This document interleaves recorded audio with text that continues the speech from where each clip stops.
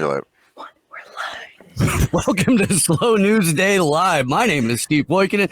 I am here in beautiful Boulder Creek, California, and I am joined by my better than your co-host, Glory Jones. What's up, Glory? Happening, Glory? Oh, hello. I am very much looking forward to this. Why is that, Glory Jones? Because I added a series of people who ought to know what a real fascist Nazi collaborator looks like. So, Tina, please watch. We're about to show you who the real targets are. And to help us do that, coming back to the program, this is like, this is your third visit in a relatively short amount of time, and I couldn't be happier about that. Me too. Johnny Vedmore, investigative journalist, Unlimited Hangout contributing author. My God, man, this article you have on Klaus Schwab, it ought to bring the Great Reset to a grinding halt. I've been saying this now for a couple days. It's hopefully the last time I'm going to say it on the stream today. Glory's already sick of it, but as I was reading, I'm not sick of it. I just pointed out the fact that you say it a lot. But go ahead, hit the line. Papa was a Nazi. Okay, yeah. Well, real quick, can we start? Papa was a Nazi. Can we start with the fact that like Klaus Schwab's dad's name is Eugen, like not even Eugene. Eugen. Yeah, I know. Like, I mean, wow. A little too on the nose right there, man. Yeah. Man, maybe we should start at the beginning because we're going all over the place here, and this is such a necessary article, and I really hope that like this goes absolutely viral and people point out all of the horrific shit you're uncovering. So Johnny Vedmore, first of all, man, how you doing? Yeah, I'm doing good. I'm really happy to have finally like finished I think what will probably be the first Schwab article, because I mean, in uncovering things from the past, you also uncover things later on, and kind of like it just keeps going and rolling.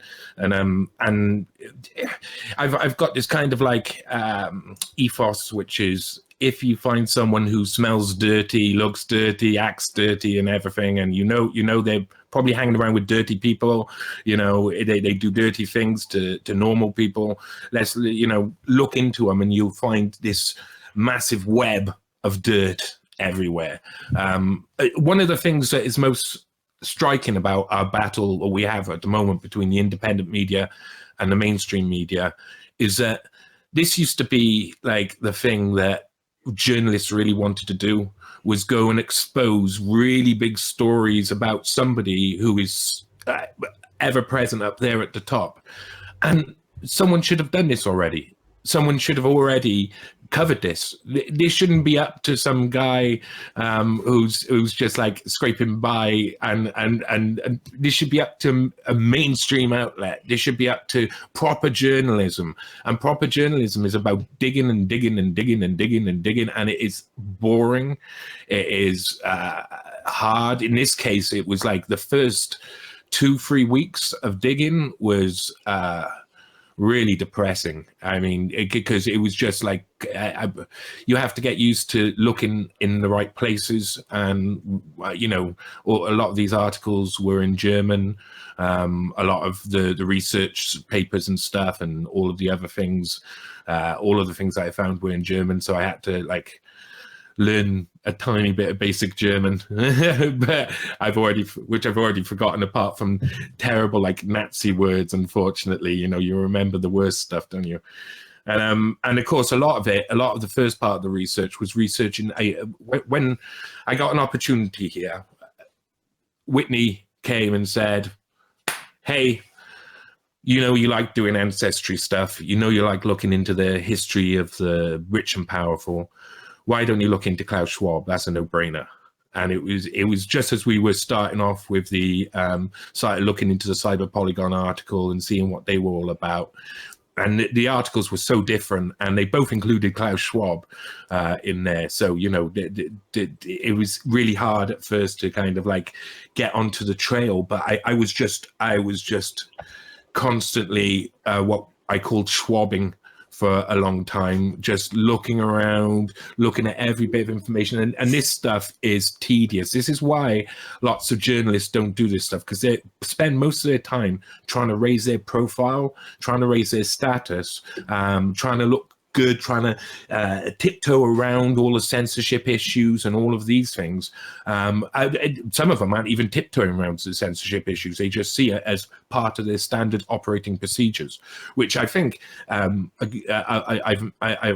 mention a lot in the future, is about the how standard operating procedures within companies, governments, etc., are the things that allow a very small amount of people to create an agentic state of literally an agentic state. The whole state of people is in this sort of thing where they just automatically obey, they consume, and they do whatever they say. I mean, they live with such a groundbreaking movie. I mean, John Carpenter is just one of my favorite people of all time, but They Live was just like, when you're into looking into family trees and stuff, you find that when you look for the rich and powerful, they're all hidden, you know. So Klaus Schwab, if you go onto the Ancestry websites, it'll say married to private. It won't say anything about his children, Nicole and Olivier Schwab. Nicole Schwab's one we should go over. Okay. She's hilarious. We won't do it today, but she's hilarious. Oh, Nicole Schwab, you're hilarious. You are the living end. Unbelievable. I have got like so much stuff, which is just like, oh, you gotta be kidding me. Can you give us a little teaser of that? Well, she's obviously not wanted to get fully involved in Daddy's business, and instead she's very much like someone who's, I would say, hippy dippy. I wouldn't say it in a completely negative way, but she has really basic ideas of which seem to stem from the left wing ideal of liberty and freedom. You know, she wrote some stuff in the past which goes completely against what her father has been building for many years, and now she's got involved with them. So in the recent World Economic Forum that was just a couple of weeks ago or whatever, or a month ago, she was like the one who was introducing and moderating the Bill Gates debate on climate change. So she's obviously being elevated up, Nicole Schwab, into these things. But oh, Nicole Schwab, if you hear about this, I feel for you, girl. Yeah, you've done this to yourself, though. I mean, it's hilarious. It's hilarious. But anyway, back on to Klaus. When you look into the Ancestry, what you find is that people don't talk. People hide their past. The big people, the elites, normal people, the average Joe, they like to know about their ancestry. They like to know about their past. It's automatically, you know, you want to know about what your granddad did or what your great granddad did. You want to know kind of where you come from. But for the elites, this idea of ancestry is more, I feel, in my own opinion, is more an idea of like eugenics and who's the best breeding stock, who's the best race, where a lot of like people who aren't into eugenics are just like, I want to know what my great grandpappy did during this time of strife in the world. Because that's one of the things. If we start off from the very beginning, I don't want to start singing a Sound of Music song, especially when you're doing an article about Swiss people. That's just insulting. But if we go back to the beginning, that's one of the things you have to do. You have to go into the time. You have to go into the place when you're doing these longer articles about ancestry.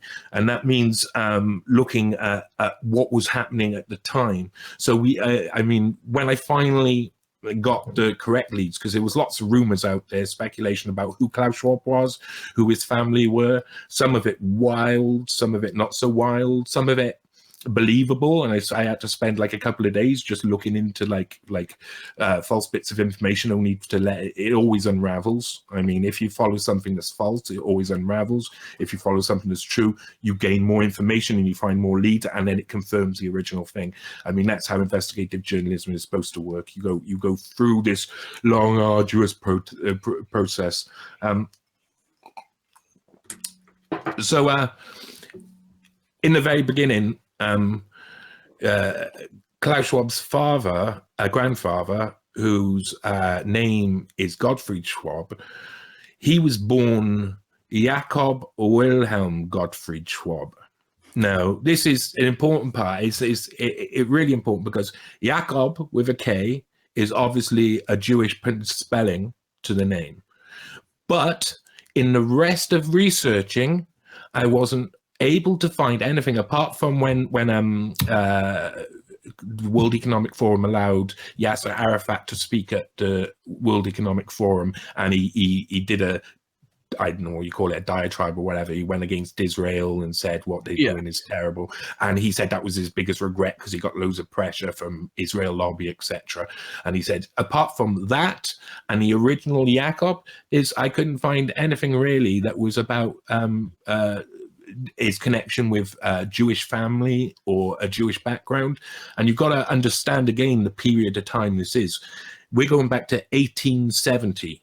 So 1870 is a time where in the area, the south of Germany, near the Swiss border, where we are, there's wars going on. You know, there's the one part still Prussia. It hasn't officially been turned into Germany yet. So this is just like a state in the creation where it's got loads of factions that speak a similar dialect of languages and have similar cultures, who are all trying to come together. But the wars, the fall of the Holy Roman Empire, all of this stuff is still letting everything bubble all around, and it's all a very crazy time. So you've got France at war with what's called Prussia, and Prussia is like the northern states of Germany, I believe, who were trying to form an allied relationship with the southern states like Baden-Baden and wherever Munich is, Bavaria and stuff.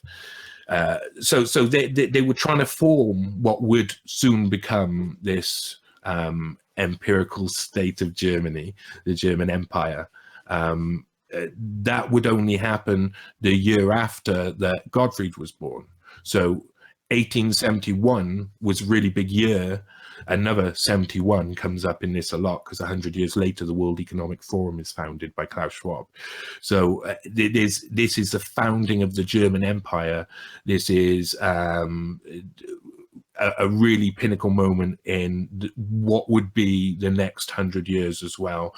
And in an area where the people have got a history, a very long history of nationalism at an extreme scale and anti-Semitic views. It was commonplace. So Gottfried Schwab, born Jakob Wilhelm Gottfried Schwab, at one point or another changed his name. He decided take the Jakob out and take the Wilhelm out, mainly because Wilhelm was in charge.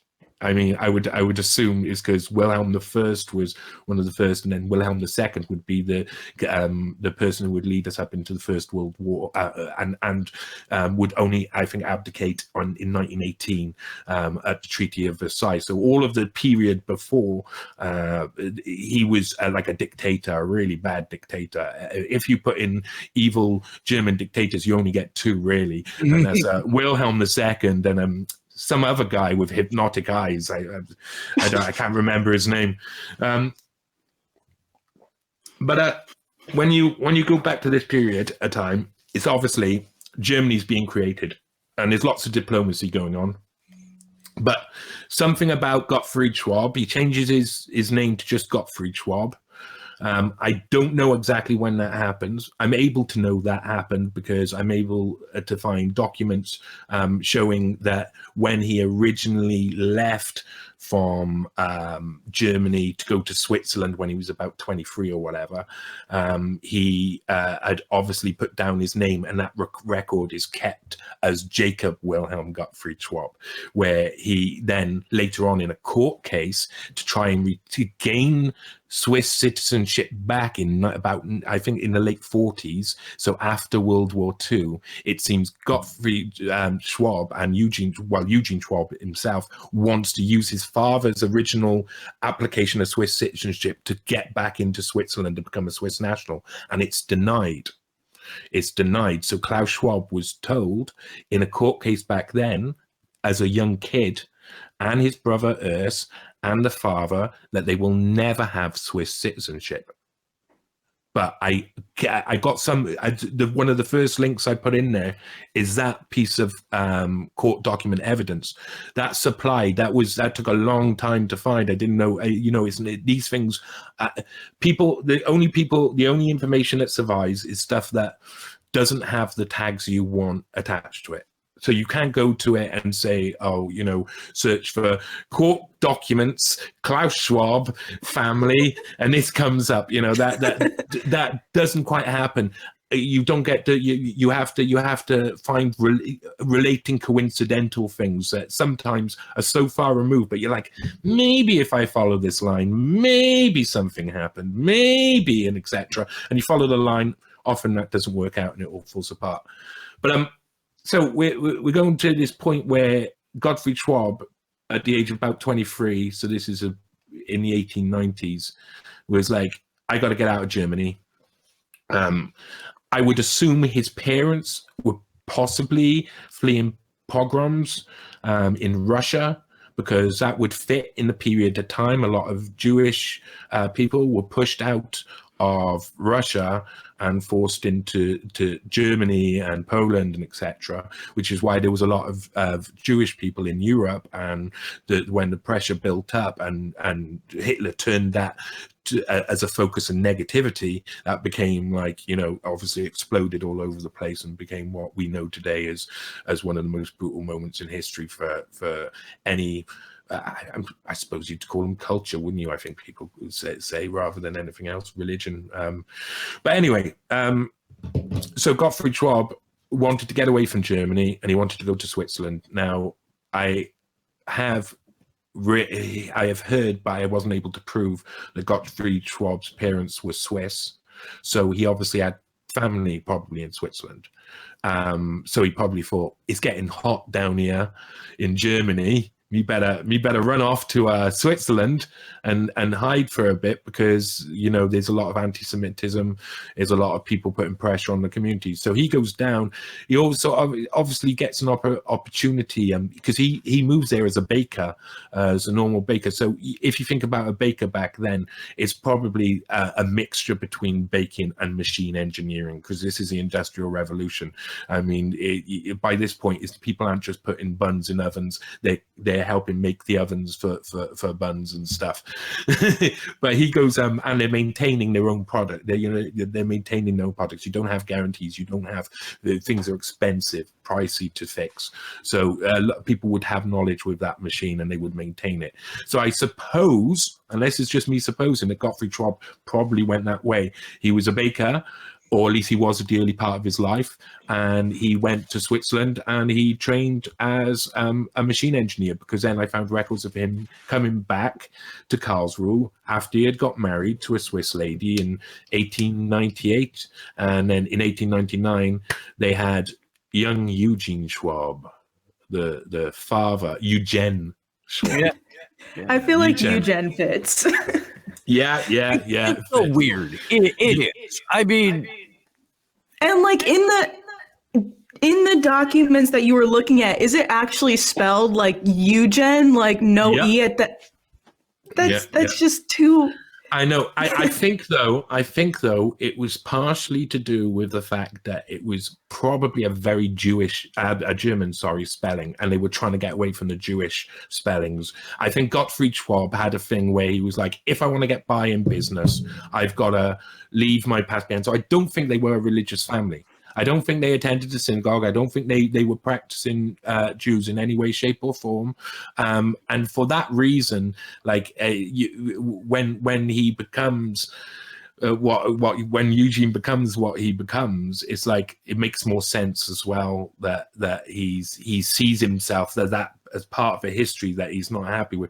As everybody has heard in their life, that guy with the little mustache had a Jewish ancestry as well. So there seemed to be a lot about it where people saw anti-Semitism and they felt some form of self-hatred because of peer pressure around them at the time. They didn't understand the process, and that caused some sort of psychological shift in an entire generation to grow in being more anti-Semitic over time, until of course it boils over with Hitler, whose ideology is set really around finding the enemy that you can bundle up, all of the problems you can bundle up into one enemy, and then you can target that enemy and you can do whatever you want and you get all the powers. I mean, that was the excuse for it. So yeah, so he wanted to move back to Germany though. 1899 come around, he's a machine engineer, is Gottfried Schwab. He's had his little baby Eugene Schwab. He's got a wife who was originally called Marie Lepert. So she's got a very like Swiss French name. I would say probably French. She sounds probably like she comes from like northern France, if anything, but who knows? And they moved back up to Karlsruhe, because this is where they were originally from. Karlsruhe's near Stuttgart. Oh God, this gets hard. My geography, but I was looking at maps the entire time. Thank God for maps. But we're heading towards the district of Ravensburg, which is closer to the Swiss border. It's very much in the south of Germany, in a place called Baden-Württemberg is the whole region, and I think the capital of that is Baden-Baden, which I love the fact they named it twice and stuff. That's all very nice. They go back to that area, and I think that's probably because industry was growing quite heavily. There was a lot of work up there. He probably still had family up there. He had got a family. They all looked very German/Swiss, and the Swiss and Germans had an amazing relationship for the history. So in that region, because they were very much, you have to remember that Germany was kind of like 2 separate countries, 3 separate countries, 4 separate countries. As you go back into history, all countries are kind of like that. You know, they were separate countries that combined slowly over time, and this is just like the merger of it becoming into the big empire that we've got. So at this time, Wilhelm II is in charge, and he's the one who will lead us into the World War. So why he moved back up to Karlsruhe, he had to apply for German citizenship again, because when you emigrate, when he emigrated originally, and the court documents show this, he had to give up Swiss citizenship, German citizenship, to gain Swiss citizenship. You couldn't back then just say, oh, I'm going to go there and move, and then maybe I'll give up German or be dual citizens. You had to be of one country in that area. So he had to reapply for citizenship, which again notes him on the map, because that comes up in records and etc. So it's easy to trace that sort of stuff then, and you're able to follow the lines. Gottfried Schwab, I think that's really where Gottfried Schwab's tale in this disappears, and it becomes Eugene Schwab, the next generation of the Schwabmeisters, the Schwabs, who come from, I mean, the place where they live in is called Upper Schwabia. Upper Schwabia comes from the Schwabish people, Schwab being from the German Schwab, which is originally meaning swap. And I believe it was founded by like a lot of immigrants coming in, maybe Ashkenazi Jewish immigrants. So a lot of the people there might have had a lot of Jewish heritage originally, but what a weird area it was for Jewish people, because as I mentioned in the article, in the Middle Ages, when you go back to like the 1400s, 1429 or something like that, 1430, you've got the blood libel that came up in the whole region, and the blood libels about like basically they want blood for blood because they were accusing Jewish people of sacrificing babies ritually, and so they burnt a lot of Jewish people alive. I mean, it was Ravensburg, Lindau, all these different areas around the Ravensburg district all flared up at this time, and they literally, some of them expelled the Jewish people, some of them burnt them alive. But what we do know is that they were then banned. It was, I mean, the action was supported by the king. The current king of the region, I think, which would be like a grand duchy rather than a king. But the later on that would be upheld for until the 1800s. They would actually write into law that Jews were not allowed to settle, and in most cases not allowed to travel through the big cities of Ravensburg district. So that had to be, that didn't get changed till like the 1800s, mid 1800s, and that was obviously because Jewish industrialists had a lot of money and they were like, oh, okay, now you can come in. That meant that the very small amount of Jews in the Ravensburg area was like 23 back in 1850 time, and then it goes up quite quickly to being a relatively like small community still. They didn't rebuild the synagogue that was burnt back during the blood libel. They obviously had people were cautious about moving to that area in particular because of the history. It's got to stay right. Yeah. I mean, man, wait, real quick. And where is the fucking echo coming from? Where's what? Echo. Oh, I got echo. But at any rate, Echo? I don't know. Echo. Maybe it's just me. Maybe. I'll turn. Yeah, it's not me because I'm muted for a bit there. I'll turn me way down. Maybe it'll go away. At any rate, like the concept of a blood libel, the concept of people just like burning somebody because they don't like them. That's something that people in the West are so far removed from. Mm-hmm. And can't wrap their heads around that kind of violence. And that's part of the reason I think that like the West has become so, I don't know, I don't want to say soft because it as an empire we're brutal, but the citizenry, just the violence that like regular normal people don't deal with on a day-to-day basis is sort of, in my opinion, what's leading the push for like a lot of the public support for domestic terror laws, viewing people walking in between the velvet ropes like terrorists and shit like that. Like there's no point of reference, you know? And so it is kind of important to go back and look at this shit and look at the kind of violence that was employed to kind of give people a real reference point. The really big thing that especially all Americans should understand is that was what America was born from.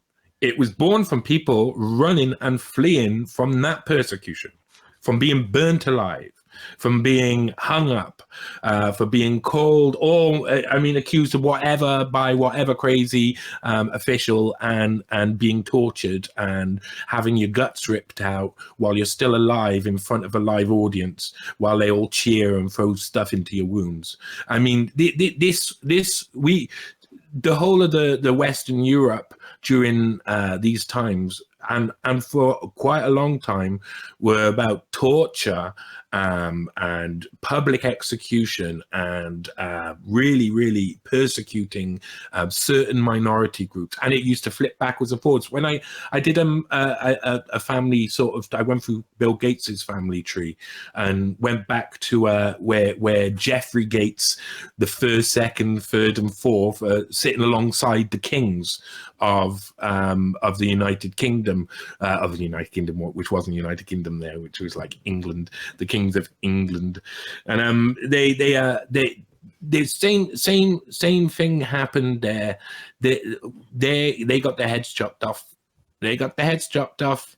They took the wrong side in a battle. You get your head chopped off. You take your wrong side in a fight. They decided to support someone, Jane Seymour, to be queen over the crazy bloody Queen Mary, who went and burnt everybody alive. And the next day after she got the throne, Geoffrey Gates and his wife got their heads chopped off because they were the ones who were trying to usurp power, trying to take over power, which isn't a surprise. When you go through these people's family history, you see it over and over and over again.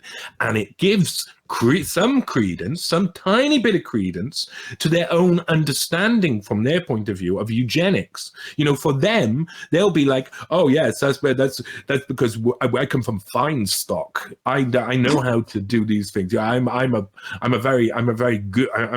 the best generations, etc. No, you're from the people who tried to betray people all of the time and tried to gain power all of the time and had their heads chopped off all of the time. Well, you had historical families like the Habsburgs and other emperors of the Holy Roman Empire literally inbreeding and having blood problems from that. Like, and nearly all of these people's ideology was given to them by the powerful people of the time.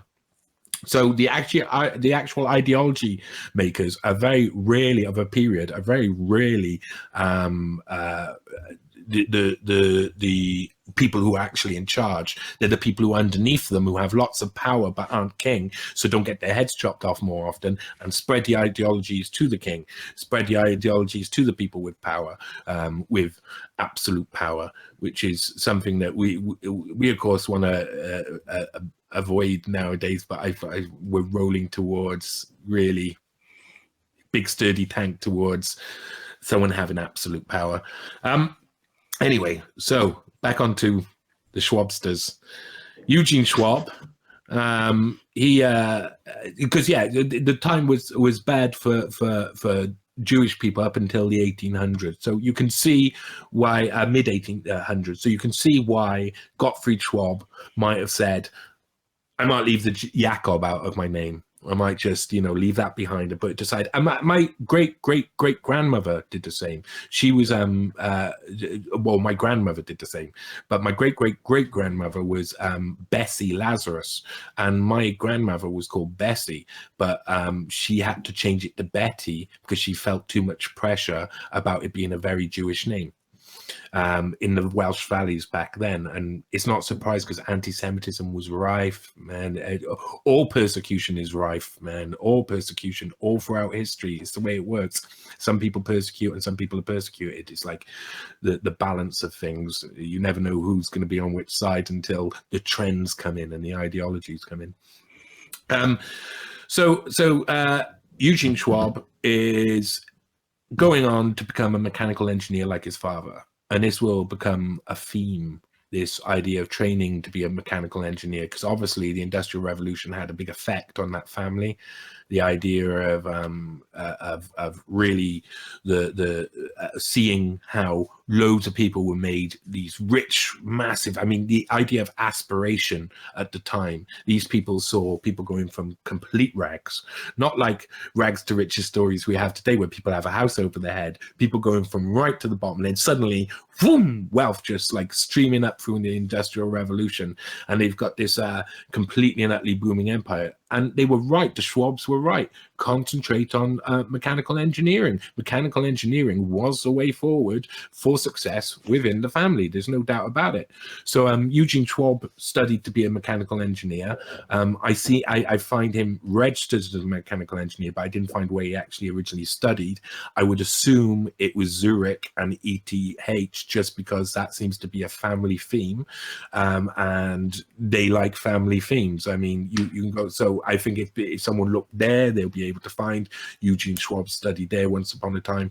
They don't have the most complete records, and a lot of the records I was having to go through were Swiss newspaper records from like the 1900s that are just like, man, it's hard looking through Swiss newspapers from back then. They've even got like, they write everything differently. Translations a little bit rocky at times. Like you have to really triple confirm everything if you're going to say, yeah, that's what happened. But yeah, I want to take a moment, dude, because this is not like this is not standard journalistic practice for what most people are used to. The way that most journalists operate right now is that like the AP or Reuters will release a story, and then all of the news outlets all across the West will then write an article based off of that story. And if there's someone mentioned in the original press release or news release, then they'll call and they'll get a confirmation or try and get a quote or something like that. But that's essentially, I mean, it's just 75% of journalism right now. And nobody's, even the people who are investigative journalists are still making like 3 phone calls and calling it an article.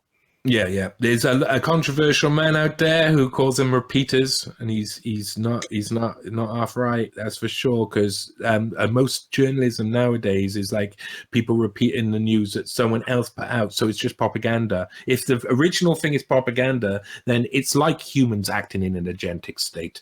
The media acts within an agentic state, so they're just saying, "Oh, this is true. I'm reporting this all over here," so everybody knows it's true, but it all comes from one source who's usually right in amongst the establishment, one of the narrative setters, one of the people who wants to lay down the future. They don't even have to name them, Johnny Vedmore. It's fucking, official sources. Yeah. Even down to the press articles themselves. You look at a lot of CNN and BBC articles, and there's no reporter. It's a blank space reported by CNN journalist, CNN They won't put their name to this because they can't, because that's the essence of finding out whether news is fake or not. It's going to seeing who wrote it, what they do, what their ideology is, and why they would be writing that. That's really what one of the parts of understanding articles is, but people don't do that, of course, because I mean, you get so much information blasted at you nowadays, and a lot of people their heads are gone. I derail fully, man. I do it like it's. I wanted to kind of like make fucking paint a picture of what like the kind of work that you put into this, and why it's rare, and why it's a shame that it's rare. But boy, am I glad you're the one doing it, because because it's you, then we get this interview. Well, that's nice. That's nice. I like it. I like that. I like that I give you interview. I had to hold off from giving any interviews because you were promised the first.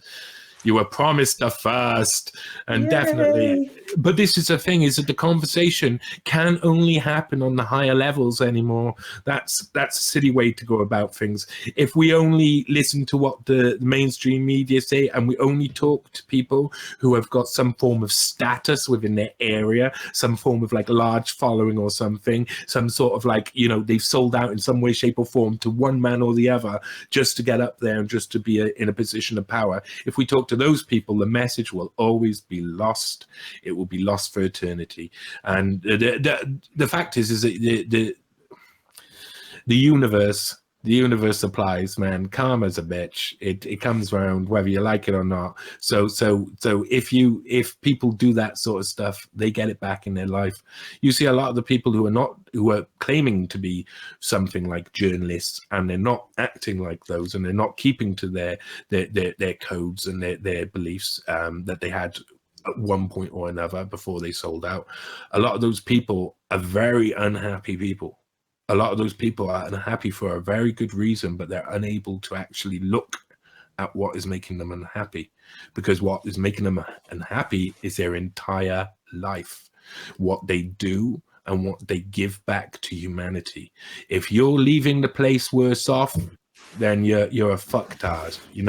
You've got to be cleaning up a bit of the mess that was left by all of the people before, and we tend to look at that, and this is why it's relevant here, is we tend to look at that as ancestry. Our ancestors make a mess, and this is where we can get back to Klaus Schwab and say, well, his lessons weren't learned like that. he didn't learn his lessons like that. So I think Klaus Schwab would have known and would have talked to his father a lot about what he did and what types of things were going on. I think that would be a rarity during that period of time. I think Klaus Schwab, we'll get on to that. Eugene Schwab, mechanical engineer, goes to work for Escher Weiss in the 30s, and of course 30s. Escher Weiss was a company, a Swiss company. They're really important in the story, of course. Their name comes up. I've written it too many times now to mention. But their company was a mechanical engineering firm that started off in Zurich back in like 1805, I think, and then expanded to a few branches, including a massive factory in Ravensburg, where we'll eventually catch Eugene Schwab working as managing director of the factory. So he's running the factory, Mr. Schwab is. And that started off as like the Ravensburg branch started off with this guy, I think his name was Walter Zuppinger, who he was an amazing engineer. He was one of those local industrial heroes at the time. So he created lots of stuff, and he was very big on creating turbine technology. And so he created the Ravensburg branch, obviously with that in mind. And you can see loads of evidence from 1860 when it was created onwards of its production. So it starts off like producing peculiar lace weaving machines, and then it goes on by the early 1900s, when Eugene Schwab's just a kid. It's gone on to bigger projects like turbines for hydroelectric dams. So obviously, you know, it's a really and it works on big civil projects. So I found lots of evidence of them from the early 1900s all the way through to when they finally kind of like disappeared and got rebranded out, because obviously there was dirty clothes in the closet, there was dirt in the closet. They had to rebrand themselves, but that's a story we'll get to. The Escher Weiss were heading towards being one of the main suppliers of massive turbines for hydroelectric power and eventually nuclear power. Their company was rocky. It had really bad time in the 20s, had to be saved, had a really bad time in the early 30s during of course the seizure of power of the National Socialists, but also the Great Depression, which rocked the entire world. So the company was crumbling away, and they had to go into from the 1930s till about 1930 till about 1935. They were trying to work out and trying to get support to restructure the company. And I think a lot of what the World Economic Forum was like part of the inspiration for that. It became a company that was about working together with other parts because there was a nationalized element to it. What happened in 1935, 1936 is when they had to sort out the bankruptcy from after the Great Depression for Escher Weiss. They wanted to save the company. So they obviously created it into something where they funded it by the Swiss Federal Bank, and they would obviously take on more military contracts and turn part of their efforts towards military machines for the Swiss state. So what's interesting is the head of the Swiss Federal Bank at that point was Max Schwab, but he's unrelated. I like that. It's because we're in Schwabia, so there's a lot of Schwabs in Schwabia. Well, that makes sense. Yeah. There'd have to be. There is, which just causes a lot of confusion because people were really they were confused to who the Schwabs actually were and whether they were all connected. But Klaus Schwab comes from relatively, at least the generations I could work out, very small families and very small family units. You see a difference in that, some elites have a family where every family had 10 kids for forever, and it's really noticeable that who was trying to spread their genes around, that's for sure. So Eugene Schwab, 1930s, he starts managing this Ravensburg factory of Escher Weiss, which was a troubled company. And in 1938, 1939, the restructuring was complete, and a man called Colonel Jacob Schmidheiny was put in charge. He was of the Schmidheiny family, who are still present in the World Economic Forum today. So that's a really interesting tidbit of knowledge, is that he becomes the head of the board of directors. Later on, his son will become head of the board of directors as well of Escher Wyss.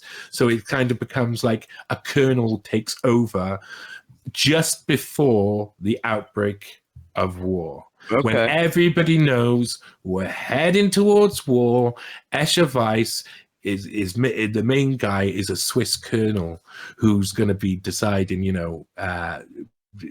how he makes a comment in 1939, just before, or 1940, saying that basically that it's not a bad thing for a neutral company, a neutral country, to make a bit of money from both sides. Basically, it's on the contrary, you're not likely to make a little bit of money. We're likely to do quite well out of this war business. So they were already focused towards that. They were realizing what was coming. I mean, everybody knew Nazis were heading towards war. It was all going to kick off, Prue. Well, I mean, in the 30s, you had the rise of Hitler. You had, him actually winning an election because after Hindenburg's election, and then you also had the annexation of Austria and kind of the just completely violating the Treaty of Versailles. So all the warning signs were there. And on top of that, when you consider kind of America's complicity in this and American corporations' complicity in this, the fact that there were literally business deals going on around the 1936 Olympics, that was another thing leading up to that. And then the signs were there. The signs were very much there to show America's complicity in this. I forgot what the name of the ship was, but there was a ship of Jewish people which were turned away because they were trying to get out because they knew what was coming. So it's not like he was, quote unquote, like a useful idiot in this. I feel like Eugen was very much aware in what was going on. I think you don't get to work with, I think there's an element, with the Anschluss, the annexation of Austria and the creation, it became this powerful feeling of Germanness. These German people were like, oh, we're becoming powerful. We're taking the power back. Finally, we're rising back to the peak of where we used to be before. And now in Switzerland, that has a different effect because we're in an area where we're right by the borders of Switzerland, Austria, and Germany. So this area of Germany in the 30s is getting really like, oh, we are so happy with the Nazis, putting Nazi flags everywhere. Everybody's a Nazi. They're all really in it. When Kristallnacht happens and stuff like that, like weeks beforehand, you've got the Ravensburg people doing it, saying, "Oh no, we're going to get on with it now. We're going to start straight away because we're the best Nazis." And all of this area is very much full of a lot of German supremacy. And Swiss area, you'd think that because Austria was also full of German supremacy, you'd think that feeling, you'd think that Swiss would be as well, because their German ancestors and the mixed German would be like, oh, proud of Germany. But these people in Switzerland, in that area of Switzerland, kind of have their own language and have their own little dialect, and they have their own history, and so they see themselves as something slightly different but combined. Yeah, I know. Look at that guy. That was my number one bet, to be honest. This is the National Socialists outside Ravensburg. The Ravensburg's town hall.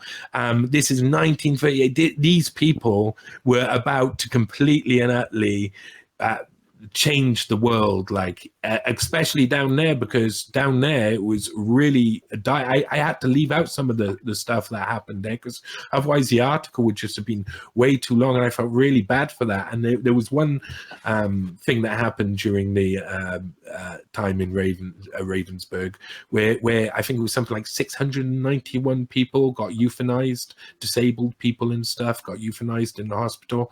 That was what they were, that's what that area was about. They were about getting on with the program straight away. And there is a history when you look back, and I did do a little bit of research on German eugenics and Swiss eugenics at the time, because there was a lot of that feeling that they were superior to other people, and the German people really respected a lot of the Swiss people. Now, portrayed later by people like Americans and etc., they would portray it later as like, oh, the Swiss had to look after themselves because otherwise they could easily be taken over by the Germans, etc.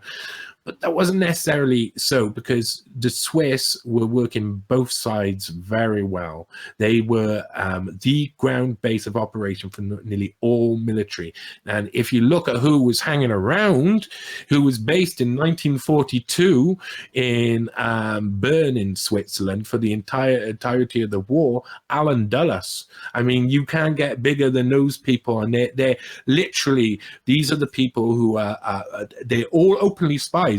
In Dulles's house, everybody knew he was a spy. The Swiss knew he was a spy. The Germans knew he was a spy. Germans and Americans would sit next to each other in restaurants and talk about their spyness.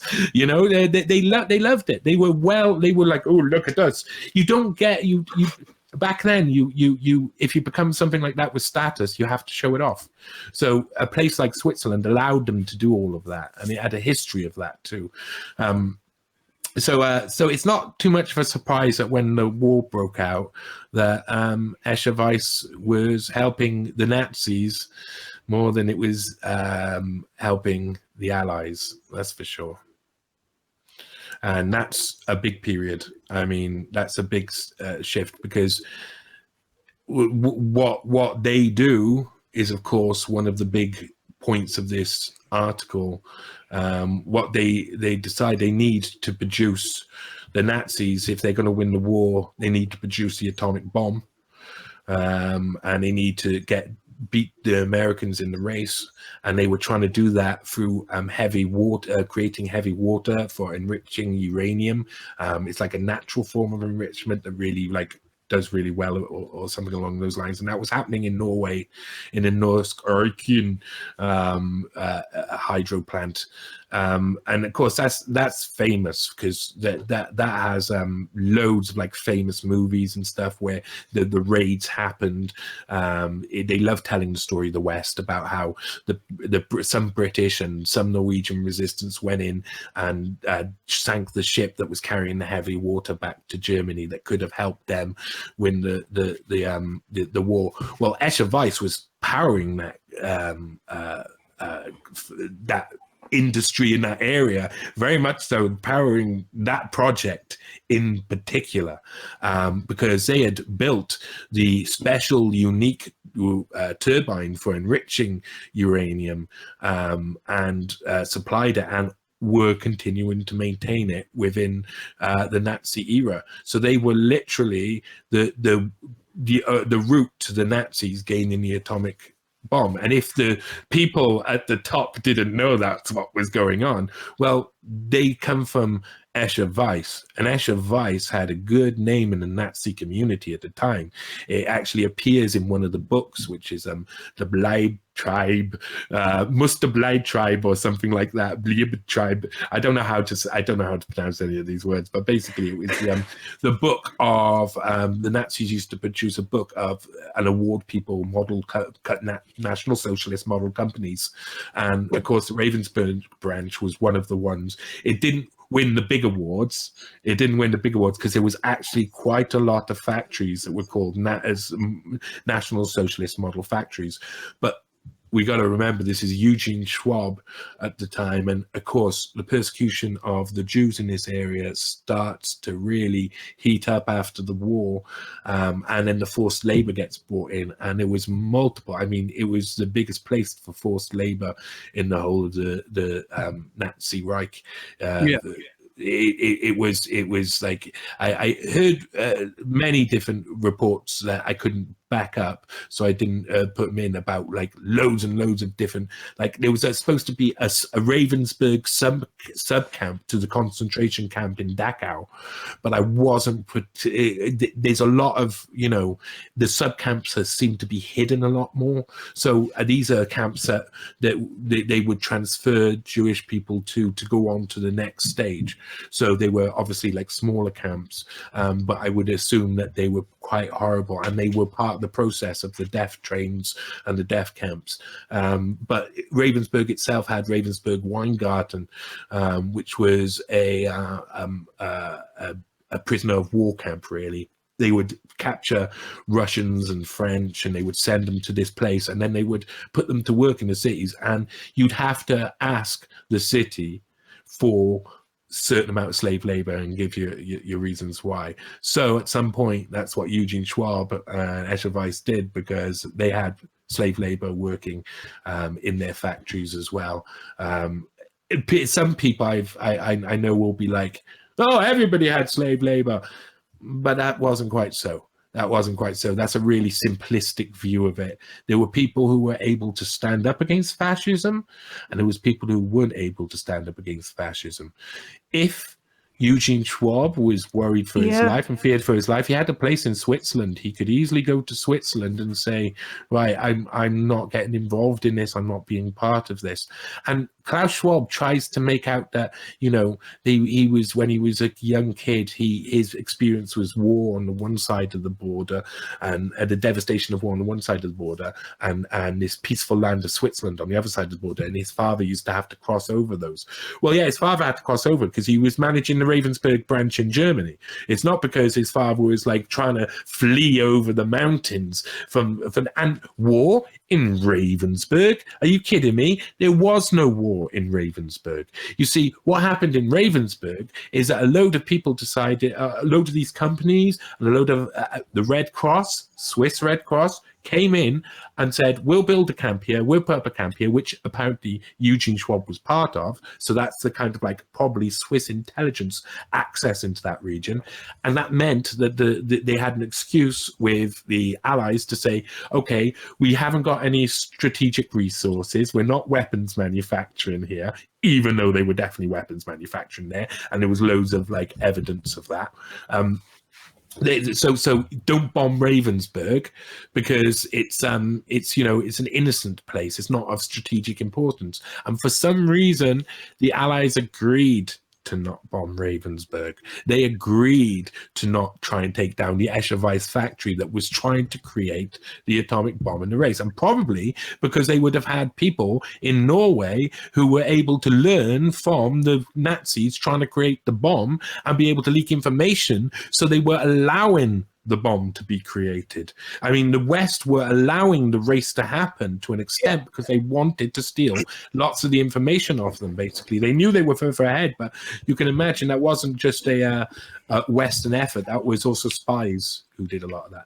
Well, and the West was largely losing the race in the technology to the West, the Allies, the US and the UK, and to an extent Russia, were largely losing the technological race to the Germans. That's why capturing these guys and getting an untouched or as unmolested as possible cache of information. When you took over, when you conquered a facility, took a facility or whatever, was so vital because we didn't know what the fuck we were doing. Yeah. But they knew what was going on in Ravensburg with Escher Weiss. They knew it was the Swiss. They didn't call out the Swiss for it. They let them do it. And not only did they let them do it, and they didn't target the factory or anything like that, but I mean, you get a feeling that the Swiss nationality was used as a convenient screen to say, oh, look, we're not Nazis. And the Nazis were all in there doing all of their major work in the places where they could hide out and wouldn't be bombed because, oh, it's a Swiss company located in Germany. So the Allies are less likely to bomb a neutral factory based in Germany. And that's the way they do it. So Eugene Schwab, his model Nazi company, put enslaved labor to work, and in after the war, trying to run away back to Switzerland. My thought is that some people really didn't appreciate Nazi collaborators after the war. But I wasn't able to find any evidence of that's why he was moving or that's why he wanted to move. But he was denied citizenship anyway. We're going to move on a little bit because that's like, well, real quick, I think what I might do is I might put this hour up on YouTube, and then whatever happens in the conversation after this will be up to people on YouTube to go make their Rockfin account and get on board and find it on the premium. Yeah, so make your Rockfin, YouTubers. So if you're listening to this right now and you're listening to it on YouTube, what you need to do is you need to make your Rockfin account.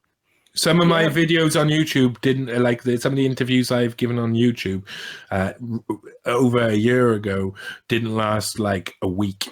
And that wasn't because anything really controversial was said. It was because I laid down evidence about people who literally take YouTube to court in countries to have my voice censored along with other people. So you got to realize people watching this, man, Rockfin is a perfect alternative at the moment. Let's see where it goes and what happens, but it has been brilliant to independent creators. So I'll just add that 10 pence in.